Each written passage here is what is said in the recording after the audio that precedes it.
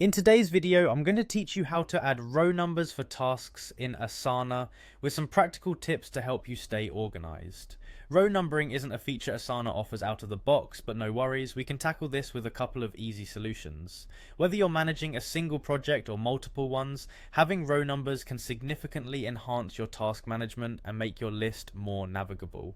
So let's dive right in. First, head over to the Asana website by visiting www.asana.com. If you already have an account, simply click on Login and access your dashboard. If you're new to Asana, click on Get Started or Try for Free to set up your account and explore all the capabilities Asana has to offer. Once you're in, we can begin with the manual approach to adding row numbers. A straightforward way is to manually number your tasks. Begin by editing your task names to include a number at the start. For example, you can name them as 1 task name, 2 task name, and so on.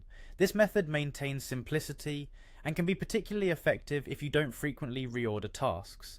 However, if your task list is dynamic and changes often, this approach might require regularly updating the numbers, which could be a bit cumbersome. Moving on to a more flexible option, using custom fields. To do this, create a custom field in your project, labeling it something like row number or task number. Custom fields are a neat way to add a bit of personalization to your Asana experience, allowing you to categorize and view tasks in a manner that best suits your workflow. Once your custom field is created, you can manually enter the numbers corresponding to each task. Utilizing custom fields not only facilitates consistent numbering throughout your project, but also provides an added advantage when sorting or filtering tasks based on these numbers. This capability can be particularly useful in large projects where maintaining order and hierarchy is essential for team coordination and deadline management. Whichever method you choose, the key is to find what best fits your project management style. Manual numbering is great for smaller projects or lists that rarely change.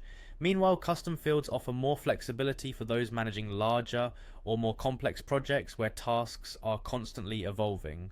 By implementing these strategies, you can enhance your task tracking and ensure a smoother workflow within Asana.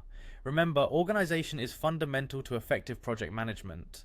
By keeping your tasks neatly numbered, you'll reduce confusion and improve your team's efficiency. Thank you for joining me today as we explored these practical tips for organizing your task lists in Asana.